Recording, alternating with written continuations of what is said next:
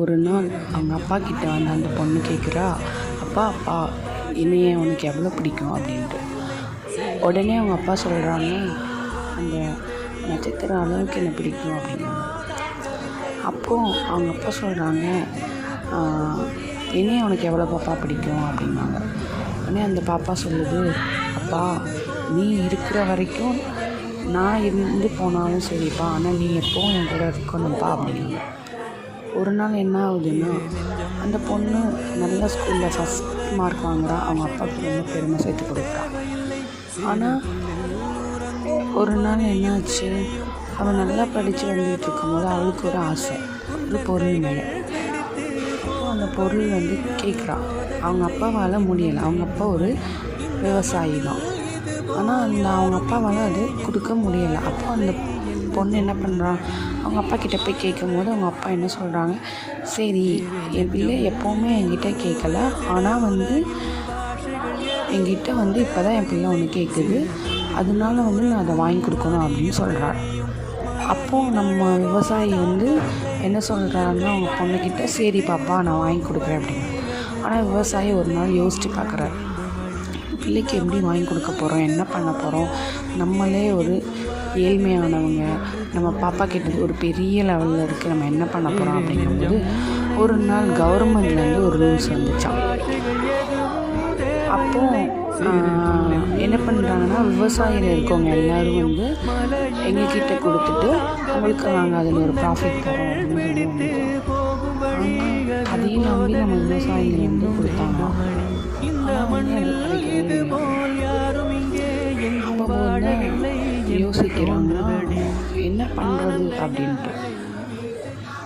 பொண்ணு வேறு இப்படி பெருசாக கேட்டுட்டா, விலை மதிக்க முடியாத ஒரு பொருள் வேறு, நம்மளால் அது வாங்கவும் முடியல, நம்ம என்ன பண்ண. அதுவும் நம்ம பொண்ணு நம்மக்கிட்ட கேட்காத ஒன்று. எப்போவுமே நம்ம பொண்ணு நம்ம கஷ்டத்தை புரிந்து வாழ்ந்த பொண்ணு இப்போ கேட்குறா, என்ன பண்ண அப்படிங்கும்போது அவர் யோசிக்கிறாரு. அவரால் வாங்கியும் கொடுக்க முடியல. ஆனால் அந்த பொண்ணு வந்து கேட்டுட்டா, என்ன பண்ணணும்னு தெரியல, அவரால் வாங்கியும் கொடுக்க முடியல. ஆனால் அவர் என்ன பண்ணிட்டாரு, தான்கிட்ட இருக்கிற நிலத்தை விற்றா அதை வாங்கி கொடுக்கணும், தன்னோட நிலத்தை விற்று வாங்கி கொடுத்துட்டாரு. ஆனால் அந்த பொண்ணுக்கு தெரியாது, தான் அப்பா வந்து சம்பாரித்து இது பண்ணி தான் வாங்கியிருக்காங்கன்ட்டு. ஆனால் அவர் ஒரு நாள் என்ன பண்ணுறாரு, வேற ஒரு இடத்துல போய் வேலை பார்க்கணும், ஏன்னா பொண்ணை படிக்க வைக்கணும், இந்த பொண்ணுக்கு அழகாக நல்லா பார்த்துக்கணும் அப்படிங்கிறது தான் அவரோட. பொண்ணை படிக்க வைக்கணும். ஸோ வேறு இடத்துல போய் பார்க்குறாரு.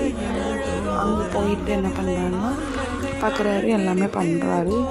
ஆனால் வந்து அந்த பொண்ணு சொன்ன மாதிரி பார்த்திங்கன்னா, அவங்க அப்பா போய் வேலையெல்லாம் பார்க்குறாரா.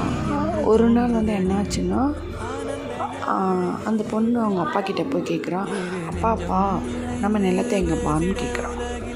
அப்போ அவங்க அப்பா சொல்கிறாங்க, நம்ம நிலம் இருக்குது, நம்ம நிலத்தில் தான்ப்பா நான் வேலை பார்க்குறேன். உடனே அந்த பொண்ணு கேட்குறாங்க, இல்லைப்பா நான் வந்து அந்த இடத்துல வந்து உங்களை நான் பார்க்குறேன், நம்ம நிலத்தில் வேறு யாரும் வேலை பார்க்குறாங்களேப்பா, இப்போ நம்ம நிலத்தில் வேறு யாரையும் வேலை பார்க்க வச்சுருக்கீங்க அப்படின்னு. அப்போ தான் அவங்க அப்பா சொன்னாங்க, இல்லைம்மா நீ வந்து என்கிட்ட ஆசையாக ஒரு பொருள் கேட்ட, என்னால் வாங்கி கொடுக்க முடியாத சூழ்நிலையாகிவிட்டது, அதனால் வந்து நான் வந்து அந்த நிலத்தை வேறு ஒருத்தவங்கக்கிட்ட கொடுத்துட்டேன்ப்பா அப்படிங்க. உடனே ஏன்ப்பா அப்படி பண்ணீங்க, நான் கேட்டது தப்பு போல், என்னை மன்னிச்சிருங்கப்பா அப்படின்னா. அப்போ இல்லை நீ கேட்டது தப்பு இல்லை அப்படிங்க. உடனே அந்த பொண்ணு சொன்னேன், இல்லைப்பா நான் பெருசாக கேட்டேன் போல், சாரிப்பா நான் தெரியாமல் பண்ணிட்டேன்ப்பா அப்படிங்கும்போது, இல்லைடாம்மா நீ என்கிட்ட எப்போவுமே இத்தனை வருஷம் ஆச்சு